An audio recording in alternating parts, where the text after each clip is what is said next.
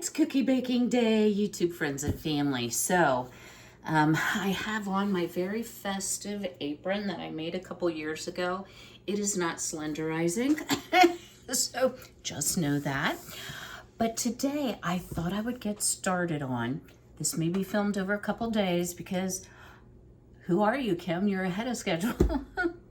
So what are we gonna make today? Well, you're gonna have to stay tuned to find out.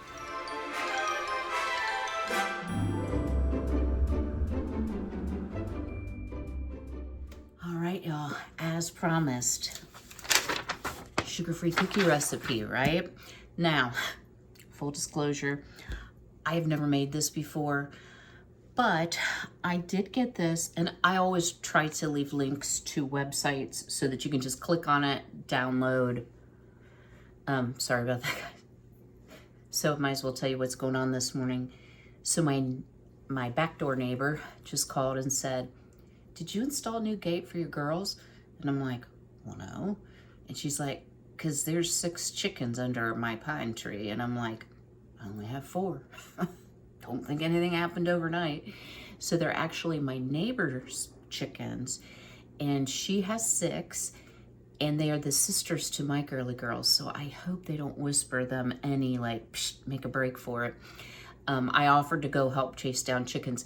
That's what it's like living rurally. All right, so if I have to drop off, I'll be right back. So this recipe is from walkingонsunshine.com, and they are made with almond flour, so they're gonna be gluten-free.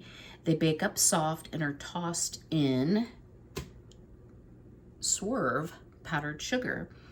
And so they're gonna kind of look like snowballs, but they're not like our typical pecan shortbread, Swedish tea cakes.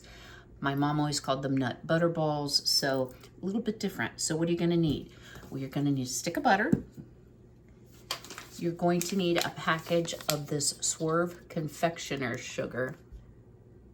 Oh, okay, chicken saga continues. They just walked out, her son is home too, and the chickens just followed them home. So that's great news, because we love our girly girls. All right, so you're gonna need a total of 1.5 cups. This package is 12 ounces, and it's a little over 2 cups. You're gonna need 1.75 cups of almond flour, 1/4 cup of unsweetened cocoa powder, a little bit of salt, a little bit of our mint extract. You'll need an egg, and that's it. So to get started, let me reposition the camera. We're going to cream our butter and add some powdered sugar to it. So I hope you'll stay tuned. All right, so in my mixer bowl, I have creamed 1 stick of butter, 1/2 cup of the Swerve. So I did want to share with you, I guess Truvia also makes one. This is erythritol and tapioca starch. That's probably to keep it from clumping. It has no calories, no added sugars, no protein, and 8 grams of carbohydrates. So, and that is in a tablespoon. So next to this, we are going to be adding 1 egg. Look how beautiful my girls' eggs are. Y'all, my girls have really slowed down this year. We've had some unseasonably cold weather and some unseasonably warm weather. So I'm just gonna add this in. But my girls are also a year older, so kind of not surprised that maybe they're slowing down a bit. Most of the molting is over with. Everybody's growing their feathers back, which is really, really good. And the next thing we're going to add is a teaspoon of the mint. You guys, just because I've had such bad experience with putting in too much mint, I don't like to measure over the bowl because I don't want to slip, because that could happen. All right, I'm gonna turn up the mixer and let this get really good and fluffy and incorporated, and I'll bring you back. Next step is to slowly beat in, and I combine this in a separate bowl, 1 3/4 cup almond flour, 1/4 cup of cocoa, half a teaspoon of salt, and as long as your cocoa is unsweetened, you can use whatever kind of cocoa you want. I happen to have cocoa that is the dark processed cocoa from Amish country. It does, if you're a chocolate lover, it makes some pretty good desserts. So I ended up with that last year when the Amish bulk goods store was out of, I'll call it light cocoa or regular cocoa. You could even use black cocoa if you want.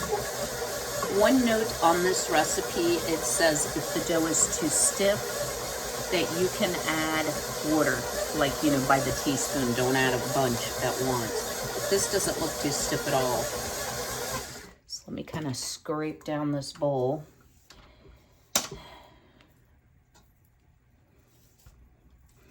So even if you don't have to worry about sugar, maybe you have a friend or a loved one that kind of gets left out of the holiday treats because they can't have this. I will also tell you, pumpkin pie is really good made with artificial sweetener. I used to do that all the time for my grandpa. All right. Well, come on with it. Let me beat this up some more, and then we'll get ready to dish them up. I wanted to show you a good shot of why my very large KitchenAid mixer is not good for small batches. So it basically plasters all the dough on the side of the bowl. You have to continuously stop, scrape it down, pieces of butter up here. So let me get this better incorporated, and then we're going to start rolling out our sugar-free, delicious snowball cookies. All right, y'all. If you haven't already, go ahead and preheat your oven to 325. I can't remember if I said that or not. The next thing you're going to need is about a 1-inch cookie scoop. And one of the reasons I really like these cookie scoops is because it does enable you to get even-sized cookies so that you don't end up with some overbaked and some underbaked. Now, to start, I'm just dishing them out, but then we are going to roll them into balls. Wow, that is sticky dough. It smells amazing. It smells like a York peppermint patty to me. So I think they will be tasty. My question is, honestly, how is the almond flour going to taste? Because in other things I've made with almond flour, I find it to be a little odd in the texture department. So, not really sure yet. But as you see, this dough is pretty easy to handle. It's about the consistency of, oh, I don't know, a soft fudge. I'm still recovering from all of the candy I made yesterday. I stayed out of it. Y'all be proud of me. What I will say is the almond roca, if you watch my candy making video, guys, you have to make it. You need to. What an amazing treat. I had to wait, honestly, hours because that was such hot candy for that chocolate to solidify. I suppose you could have put it in the fridge, but I was honestly afraid that it might affect it or cause the sugar to crystallize in some way. So I cut it this morning. And of course, you know, as my dad used to say, you had to eat the ugly pieces. Well, I didn't eat all the pieces, but I did go ahead and taste it. Oh my word. It is like the best Heath bar, if you like those, I have ever tasted. Now I'm about to make a mess. I'm gonna roll these into more ball shape. They go into the preheated 325-degree oven for 12 minutes or until the cookie balls are firm to the touch. So I'm only going to do one batch to start. Excuse me. excuse me. I'm only gonna roll one tray to start and see how they come out, see if I want them any bigger, any smaller, etc. I think the size is gonna be just about right. All right, guys, stay tuned. While our cookies are in the oven, you wanna grab a bowl, and it says roll in about a cup of the Swerve sugar after they are still warm but have cooled slightly so they don't come apart. So I am not gonna dump, this was so expensive, y'all. It was like $6.97. I'm not gonna dump it all in there in case I wanna use it in another application. I'm just gonna see how much I actually need. And I didn't mention this. This is supposed to make 30 cookies. So I'm anxious to see if maybe I can put the cookies a little closer together because I don't think they expand tremendously, but the truth is in the first batch. All right, guys. All right, y'all, our first batch is out. They are firm to the touch. They did not expand at all. We are to let them cool. I'm just gonna put them on this cooling rack for 5 minutes. I put the second batch in. I ended up getting 2 dozen plus 3. So, you know, maybe mine are a little bigger than they're supposed to be. But we'll let this cool for a few minutes, then we'll start dipping them into the powdered sugar. I did taste this, and it feels very sweet on the tongue, maybe compared to regular sugar. Artificial sweeteners have a tendency, pardon me, to do that. But it's not leaving a weird aftertaste, so that's a good thing. So let's let these cool, run the second batch through, and we'll get on with our next recipe. I think these are as pretty as any cookie filled with sugar, but the proof is in the taste. So in case y'all are wondering about the nutrition facts, in one cookie, 80 calories, 7 grams of fat, 2 grams of saturated fat, no trans fat, 4 grams of carbohydrate, 1 gram of fiber, 3 grams of sugar, 2 grams of protein. So I'm going to taste one. All right, cheers, guys. Ooh. Pardon me. Y'all.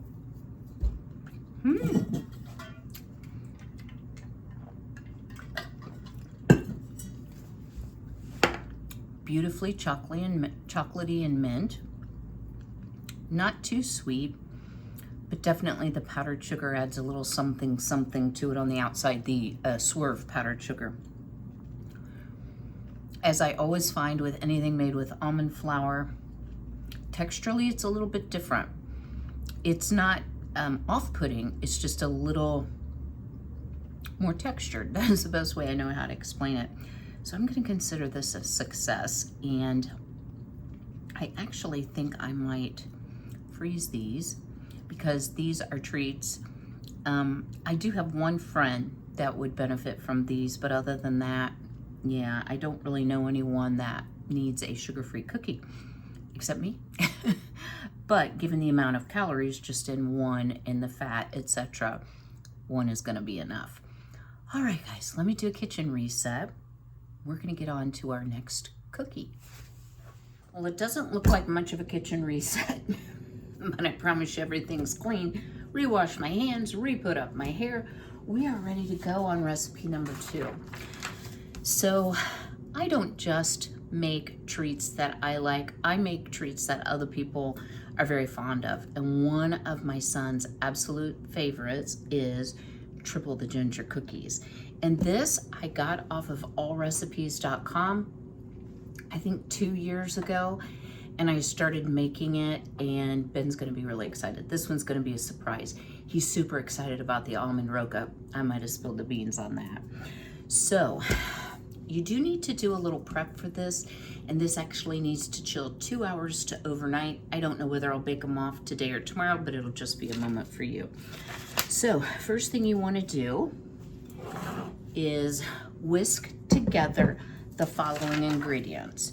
I have 2 1/4 cups of all-purpose flour, 2 teaspoons of ground ginger, 2 teaspoons of baking soda, not baking powder, and a 1/2 teaspoon of salt. And I just use my twist whisk and hoofed it all up. Now into the mixer, you need 3/4 cup unsalted butter.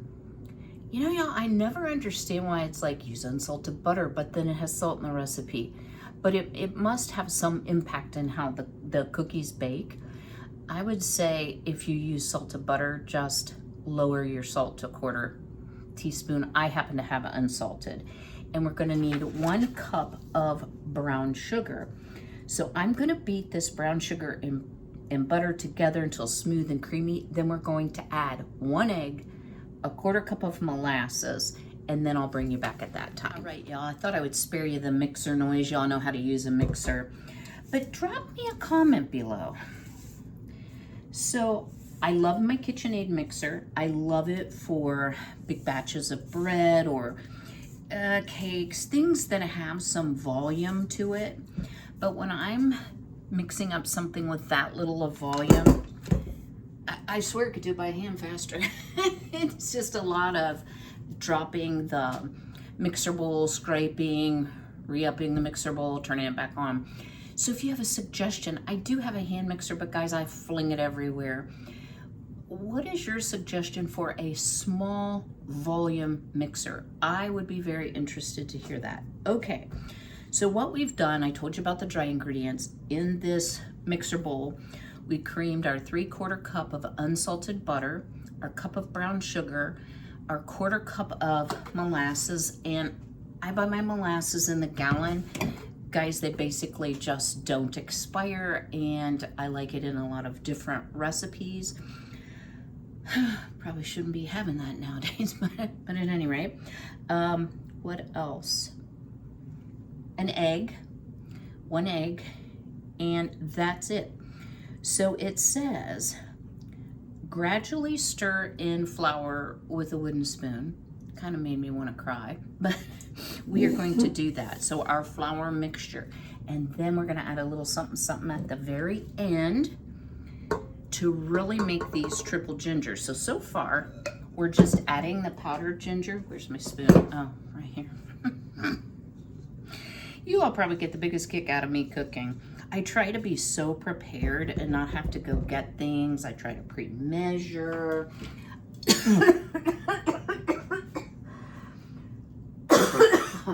Excuse me, y'all. Yeah, so it's not that bad to stir. Of course, I've only got like half of the flour in there. And generally when a recipe tells you not to use the mixer, the reason it's telling you that is because if you use the mixer, it may produce a tough end product. So overdevelop the gluten in the flour by using an electric mixer. Wow, this is gonna take me a minute. So what are we gonna do to make these triple ginger? Well, like I said, my son absolutely loves ginger. And I think it was 2 years ago, might have been just last year, he was like, I want some really good like gingery cookies. And I'm like, okay, I'm on the hunt. And my son is an excellent cook. It's not that he isn't. It's just, you know, some things taste better when the mama makes them, right?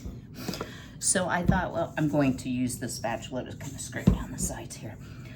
We'll give it a shot and see what I can find, and this was a huge hit. So you're gonna need 1.5 tablespoons of fresh ginger, very, very finely shredded or diced.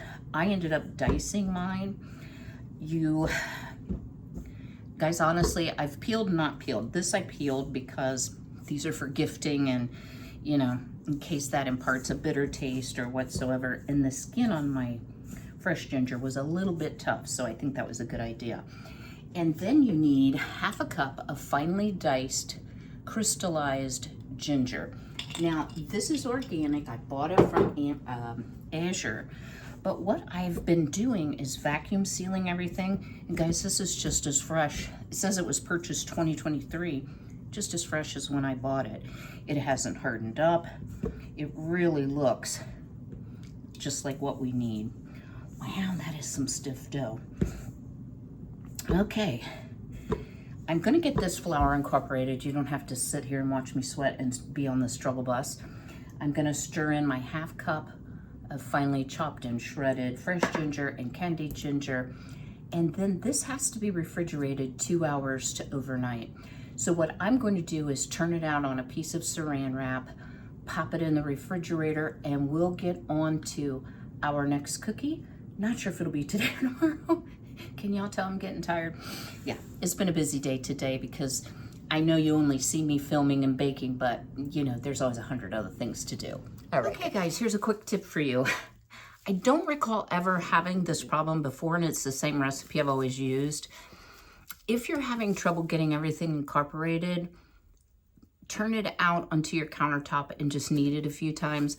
I debated on whether I needed to add some more molasses or a little water or something, and I'm so glad I didn't. My hands are red from washing dishes.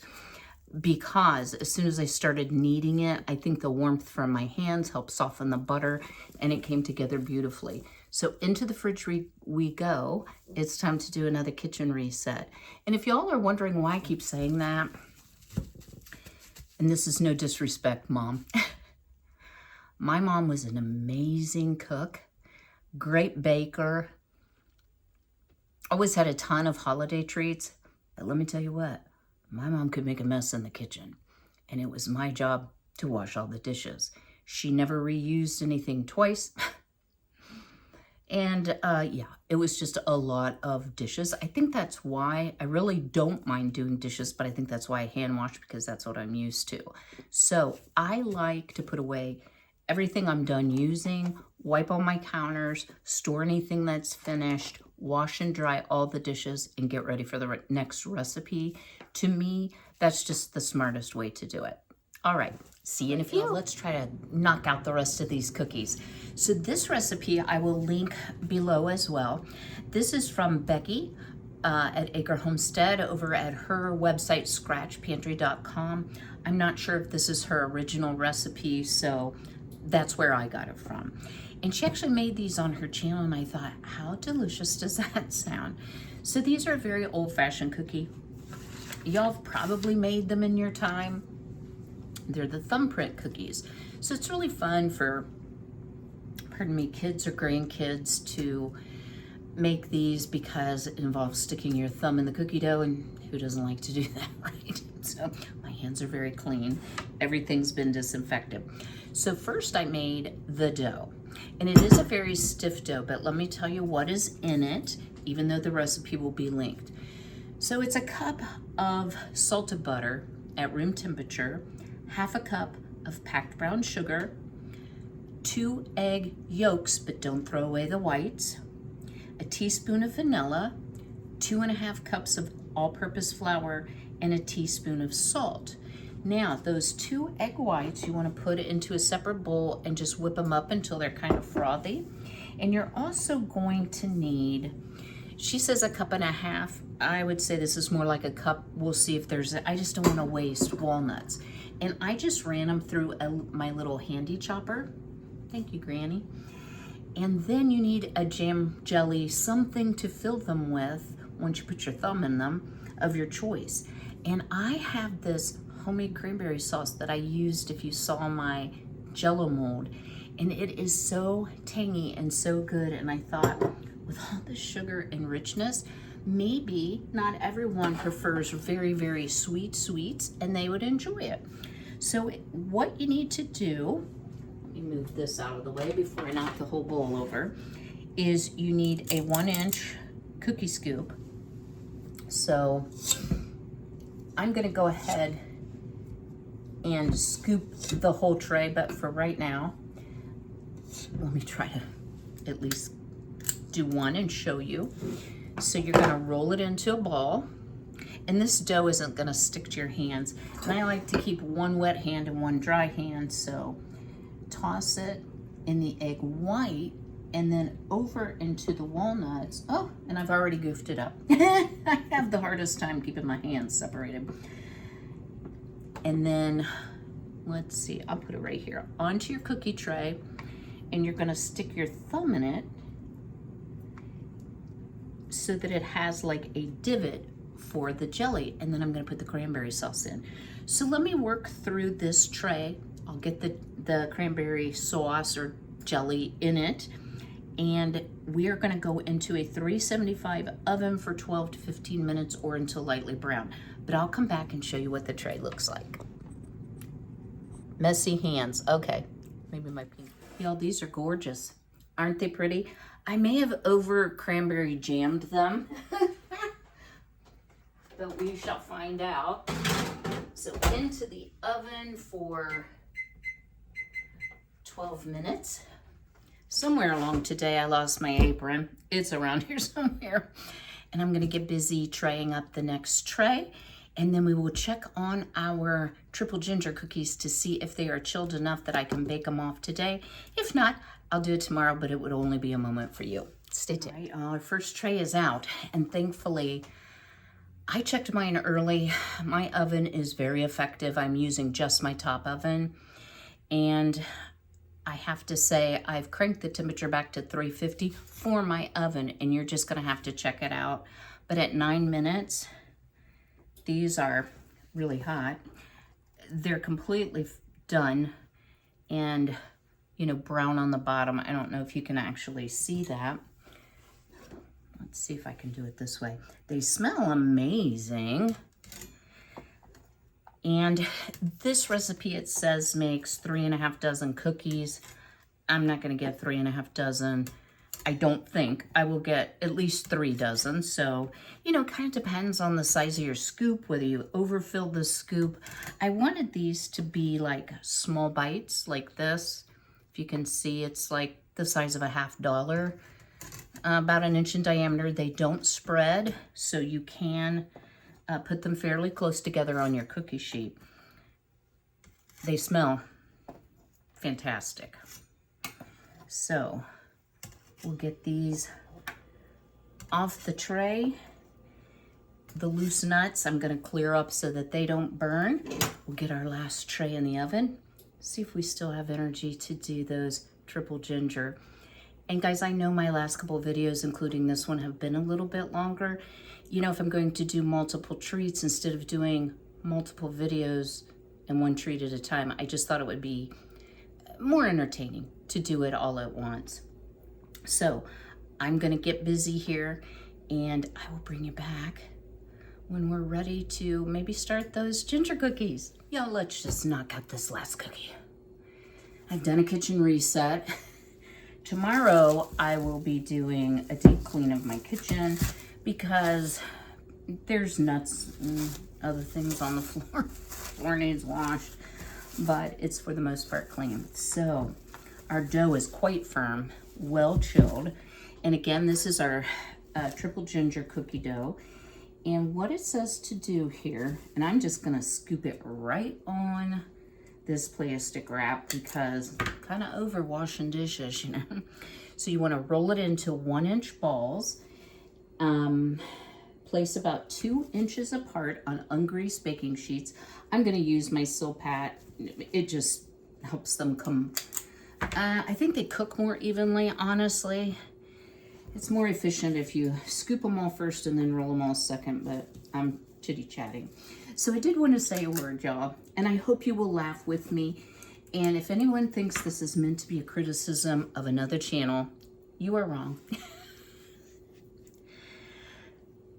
Y'all, I watch a wide variety of YouTube. I don't have cable. I'm not really interested in network TV. I do get some local channels. But, you know, I like to learn something. And one of the things that I enjoy watching is big batch cooking.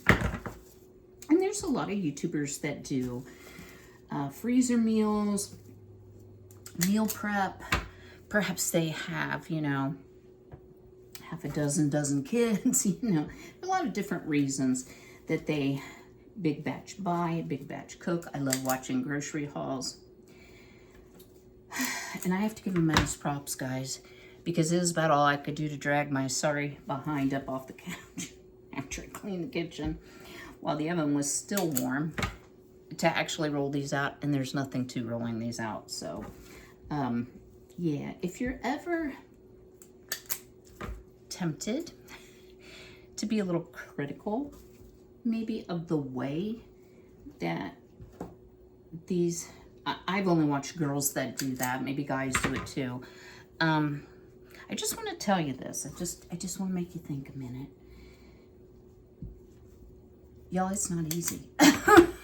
And I'm not saying that for any sort of sympathy for myself.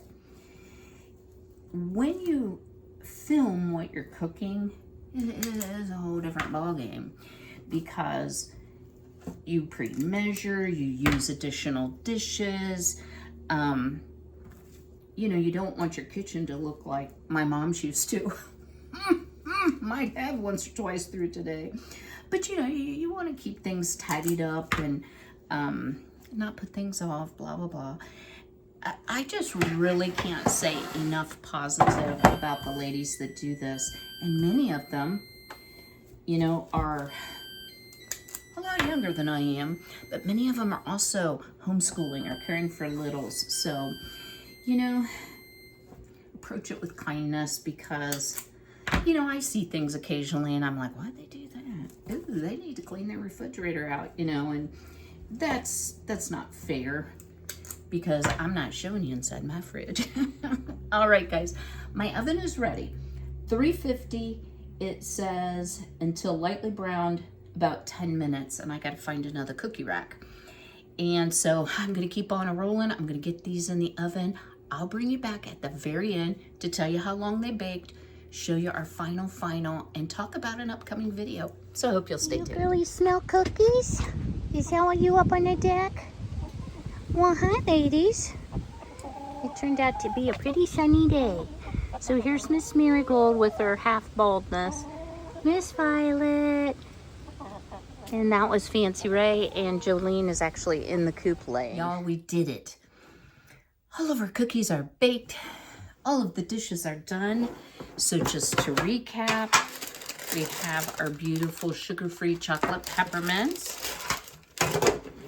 We have our cranberry and walnut thumbprint cookies, and also our triple ginger cookies. And I ended up with, let's see, 2, 4, 6, 8, 10, 12, 14, 16, 18, 20, 22, 6, 28, 30, 32,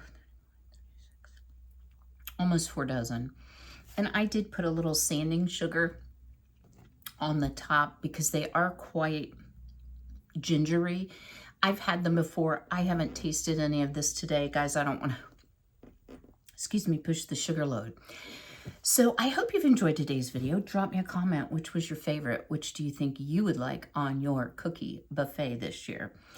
So as a little teaser for my next video, we need to package all these up and get them to the neighbors. So I want to share with you just some creative ways that you can, without breaking the bank, distribute some treats to your family, to your friends, to your neighbors. If you made it this far, guys, I really appreciate you. Go ahead and smash that like button. And y'all, guess what? I only need 8 more subscribers as of right now to hit my 6,000. So if you know someone who might enjoy my content, down below the video, hit that share button and then select whatever option comes up for you that's best, whether it's email or a social media account. I would greatly appreciate that. So I will see you all a little later this week with the packaging up. But until then, be healthy, be well, be blessed, and take care.